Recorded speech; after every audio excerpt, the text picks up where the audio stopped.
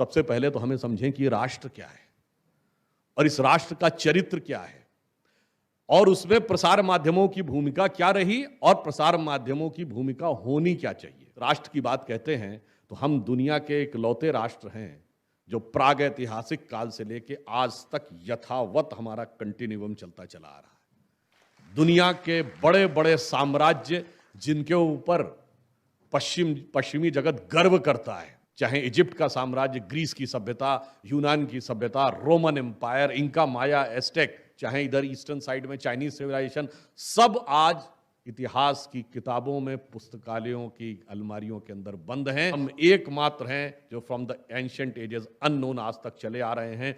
जब पूरे बर्बर आक्रमणों से पूरा विश्व समाप्त हो गया, उसमें भी हम बचे रहे।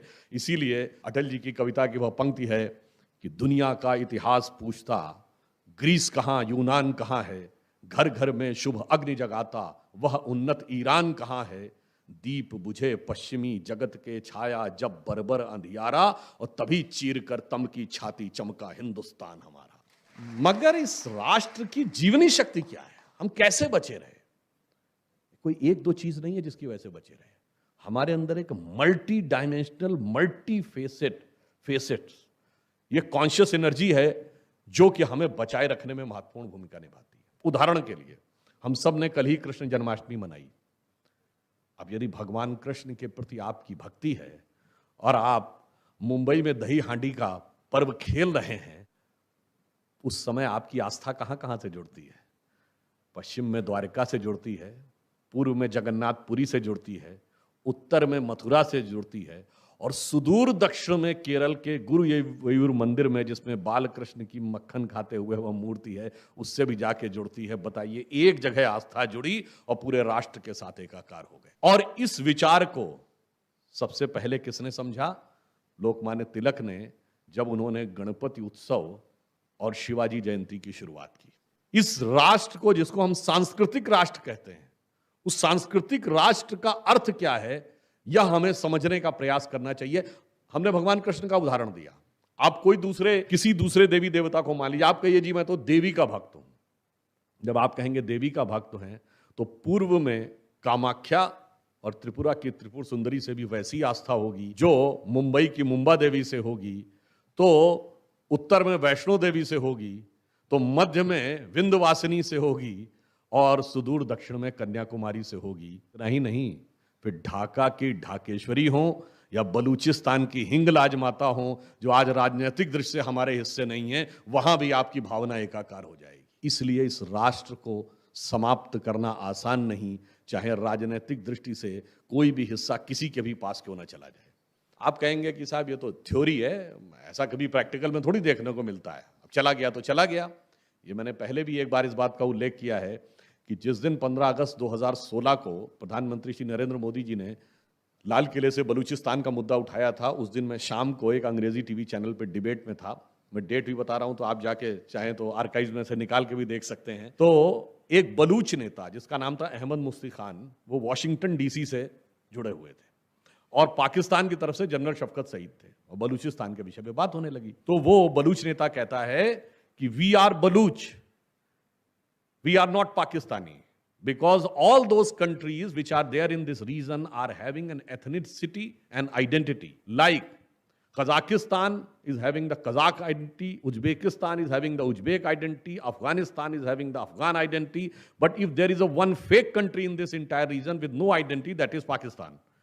अब ये सुनने के बाद जो पाकिस्तान वाला था, तो उसने कहा कि if you are saying you are not Pakistani, then who are you? What is your identity? तो वो ये कहता है, बलूच नेता, I am again saying we are Baluch, we are not Pakistani। फिर वो हिंदी में कहता है, हम हिंगलाज माता की संतान हैं। अब इसके बाद जो हिंदी चैनल, इंग्लिश चैनल में वो अंग्रेजी में आ गया, अंग्रेजी चैनल में हिंदी में आ गया। वो कहता अबे, वो अबे तबे पे आ गया, कहता अबे हिंगलाज माता क्यों बोल रहा है, भारत माता ही क्यों नहीं बोल देता। अब सोचिए, वो बलूच नेता भी हिंदी में कहता है, हाँ मैं फिर कह रहा हूं, हम बलूच हैं, हम पाकिस्तानी नहीं हैं, हम हिंगलाज माता की संतान हैं, और मुझे ये कहने में कोई गुरेज नहीं है, भारत माता की जय। अब इसके बाद तो वो डिबेट ऐसी हो गई कि फिर उन दोनों में ऐसा शुरू हो गया कि हम लोग तो बाहरी हो गए। फिर तो वो कहने लगा अब ये तो बिक गया है, ये तो मोदी का है, वगैरह वगैरह वगैरह शुरू हो गया। बट आप एक बात समझिए, आज वो हिस्सा जिससे हमारा कोई कनेक्शन नहीं है, उससे हमें जोड़ने का वह बिंदु यहां तक जुड़ा हुआ है। और इससे भी अधिक महत्वपूर्ण बात इस राष्ट्र की बताते हैं। अगर श्री राम जन्मभूमि का विषय उठता है, भगवान राम का मंदिर बनता है, तो भारत के अंदर भगवान राम से जुड़े कितने तीर्थ हैं वो तो अपनी जगह है। अगर आपसे पूछूं कि दुनिया में कोई एक देश है जहां का राजा आज भी टाइटल होल्ड करता है किंग रामा, तो वो है थाईलैंड, जहां का राजा टाइटल होल्ड करता है किंग रामा द 10th। से पूर्व जो किंग रामा द 9th थे, उनका नाम भूमि बल अतुल तेज था। मतलब अगर आप शुद्ध संस्कृत में कहें, भूमि बल अतुल्य तेज किंग रामा द 9th। और वो कोई हिंदू देश नहीं है। अगर पूछूं आपसे कि दुनिया में कोई एक देश है जहां की फर्स्ट लेडी आज भी अपनी वंशावली भगवान राम से मानती है, तो वो है साउथ कोरिया। और जाके चेक कर लीजिएगा, साउथ कोरिया में 60% लोग नास्तिक हैं।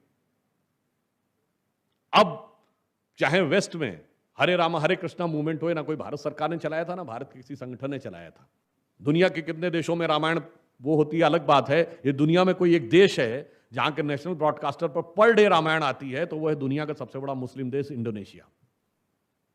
और अगर आप कभी बैंकॉक में जाएं और वो जो पुराना महल है राजा का, उसको देखें, तो उसके चारों तरफ 256 गरुड़ बने हुए हैं। और अगर गाइड से पूछे तो गाइड जानते क्या जवाब देता है? In our belief our king is considered as incarnation of Hindu god Vishnu, and since Garuda is the vehicle of Vishnu, so entire palace is designed in such a way as if it is situated on the back of Garuda. ये हमारा connection है। इसमें महत्वपूर्ण बात क्या है? हम दुनिया के इकलौती सभ्यता या संस्कृति हैं जिसे अगर कोई धर्म माने, तो जो हमारे धर्म में नहीं भी मानते हैं वो भी हमारे अंदर आस्था रखते हैं। ऐसा विचित्र उदाहरण कहीं है किसी दूसरे धर्म संस्कृति में कि वो कहे कि मैं इस धर्म को नहीं मानता मगर इसके भगवान को मानता हूं, और इतना मानता हूं कि उनके नाम पे अपना नाम रखता हूं। ये इस राष्ट्र की एक अद्भुत क्षमता थी जिसे हमें समझने का प्रयास करना चाहिए था।